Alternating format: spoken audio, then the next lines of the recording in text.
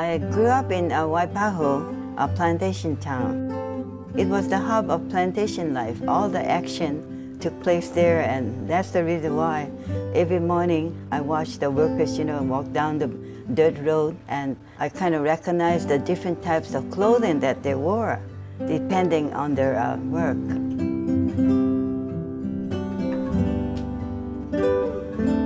And the women, I don't know how they do it because they have to get up at 3 a.m. to make bento for their husband and cook breakfast for the husband, make miso soup and cook rice.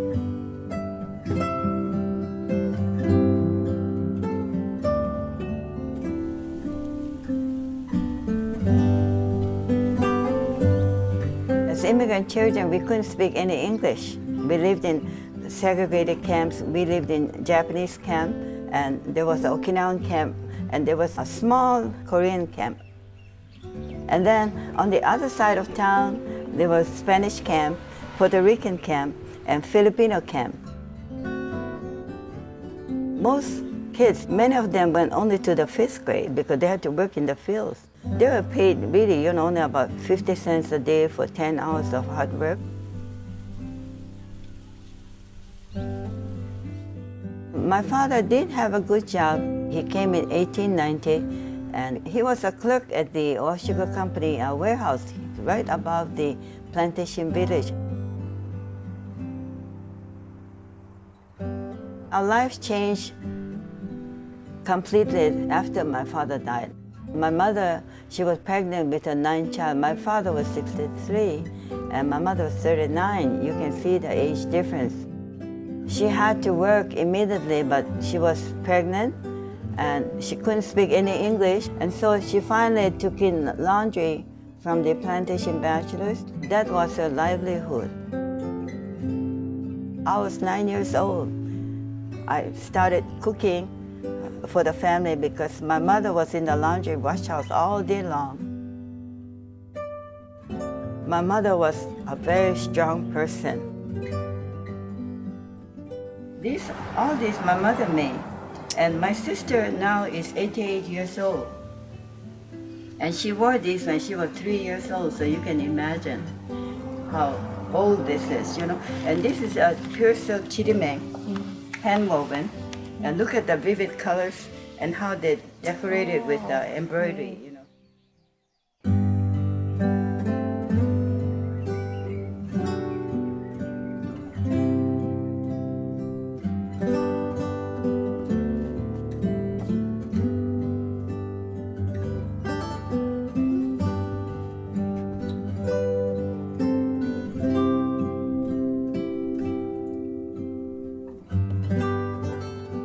Some people were so mean because I grew up without a father, and my mother had made only 2 dresses for me to attend school. So she would wash one and I would wear the other one. With 8 kids, it's very difficult. The other lady would tell me, oh, look at Fusako-san, the mother's so poor that she's wearing the same dress every single day, But it was embarrassing even as a young kid. I think I was fashion conscious because in the 5th grade when the teacher asked me, what do you want to be when we grow up? I said, oh, I'm going to Paris to study fashion design.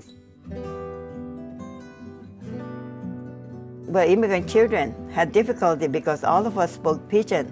As we mingled with other kids, they all spoke Pidgin English. And it's amazing that I graduated the 8th grade, That was 1936 when I graduated 8th grade. So right after that, the very next day, I enrolled in the village sewing school. I was determined to get into dressmaking.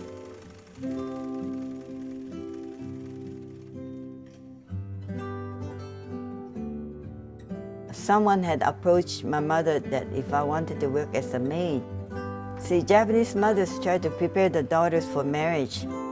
Working as a maid, I'm telling you, that's when I really realized what it was to be discriminated. I quit the maid job after a year. I wanted to return to dressmaking.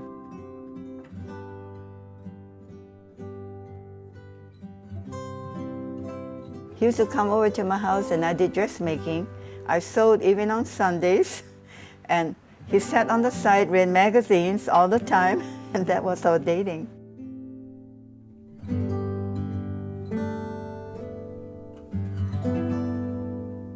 The most difficult thing was because he was the oldest son, I had to turn over my allotment money, which is supposed to be my spending money, to my mother-in-law because she was a widow. So really, I had nothing unless I sewed. And in a way, that was good because it made me into a fighter, I think.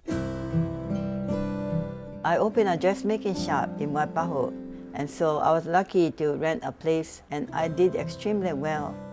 Most fortunately, I had good customers. Most of them are military wives. They would always write me, when they reached home, that how much the dresses made a hit.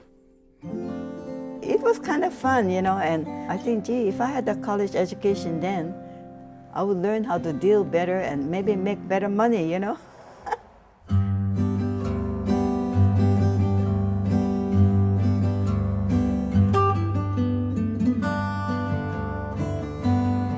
My oldest son, he went to University of Oregon, and one summer when he came back, I realized, how beautiful his English was. And I thought, oh, I have to educate myself too. If it wasn't for my youngest son, when he left for Montana State, he told me, Mom, sit down, I want to talk to you. One day I sat her down and told her that, Mom, you've always been interested in going back to school and educating yourself, furthering yourself. So now that the kids are all kind of out of the house, maybe it's a good time for you to go ahead and do that and go back to school. So you should do that. 2 weeks after he left, I started at Liver. Yeah, that was the best thing that I ever did. You could tell she really enjoyed learning. And I thought, she's going to be a professional student. My husband was so opposed, for my quitting sewing and going to school because, the income would stop, right? And I thought, gee, after all, I didn't feel that guilty because I earned that right, after sewing for 38 years and sending the kids to college. So I did well at Leeward, and then, there's a tree planted in my own.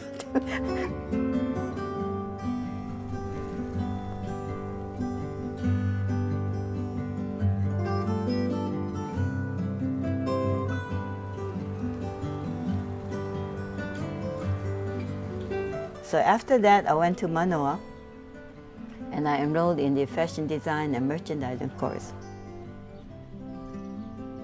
Because I was the oldest student, I studied alone. So I studied until 2 a.m. I got up at 4:45. Barbara stood out in my class from the very beginning, in part because she was older. I always had a class discussion where the students had a chance to ask me questions. And I thought, gee, she's asking good questions. She's really interested. Because I was an English teacher and she would tell me, you're an English teacher, you're supposed to help me, I'm your mother. I said, okay, I'll help, so I did. I wrote a paper, a 115-page paper on plantation clothing. And that was when Dr. DeJoly told me, continue working on this and publish a book on plantation clothing. Any student who really is that intent upon learning the subject matter, they're bound to be successful. It was difficult. I became a grandmother along the way. I had 5 grandchildren, so a lot of babysitting to do. Yeah, I did well, except the chemistry. I think I was having a rough time, but towards the end, I did make the dean's list, so, I was very, very lucky. My husband was so happy that I graduated with a BS degree, and he thought, oh, now I'm going back and make money like before. But I think he was disappointed because once I stepped into the academic world, it was so exciting because I saw the world with a different set of eyes, My husband already was waiting for me to go back to sewing, but then when I got into graduate studies, he didn't like it, so he opposed, not in a mean way, but he really thought he could relax if I went back to dressmaking. I combined the discipline, anthropology, sociology, and Japanese history.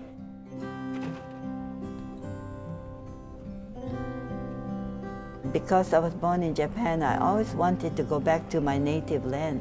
I mean, Kumamoto, where I was born. I went to Suemura for about a month, and my husband went with me. So I interviewed all the farm women in different buraku. I channeled myself unknowingly into a field that was meant for me, with my dressmaking background, plantation, background and all that. Whenever I went to gatherings, any kind of gathering, I always took a pencil and paper with me. And whoever I thought had an interesting story and had plantation clothing and pictures, I jotted down their name and phone number.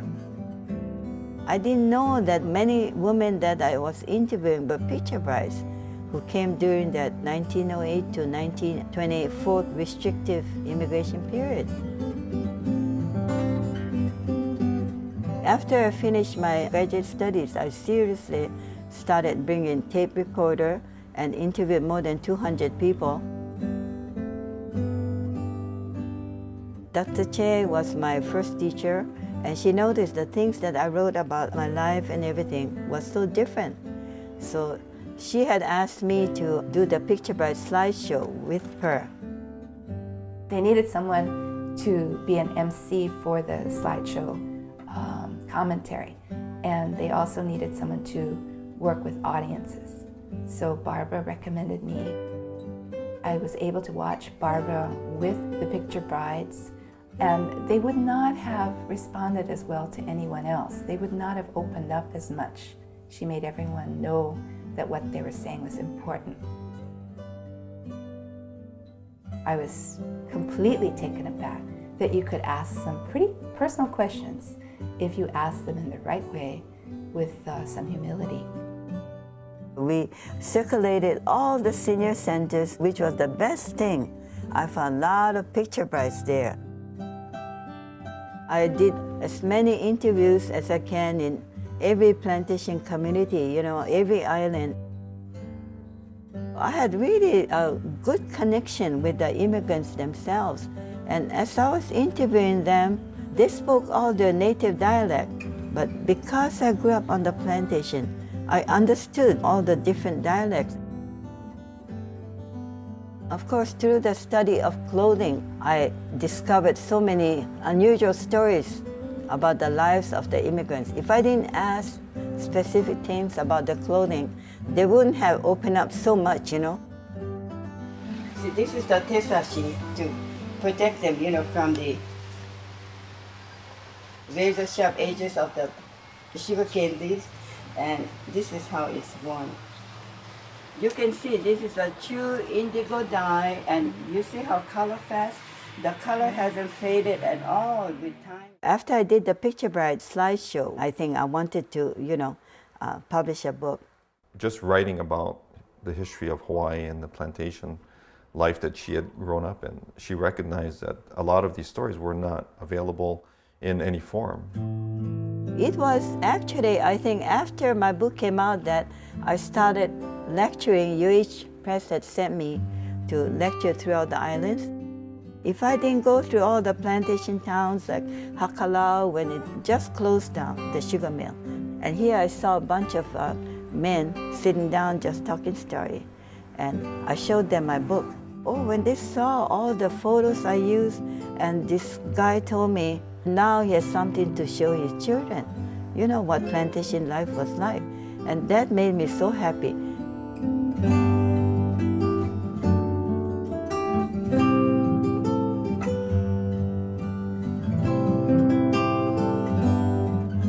Kayahata was one of the first to read the script. I loaned her the entire 400 pages of manuscript. I gave her permission to use it for the Picture Bride.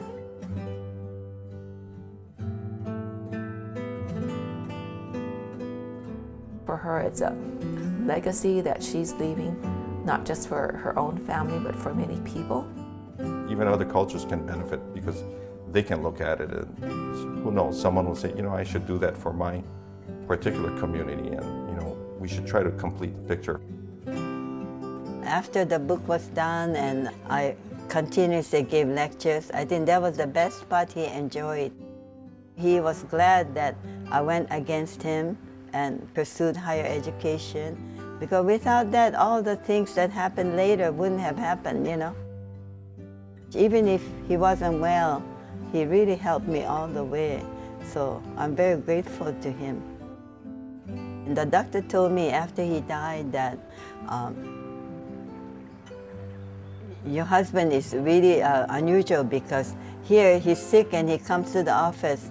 He doesn't talk about how he feels. He only talks about my work, about the lectures and the people he met, and especially when I was invited to go to Hiroshima. I think in her second career, on what she's done after her dressmaking career, she's gone much further than all of us ever dreamed.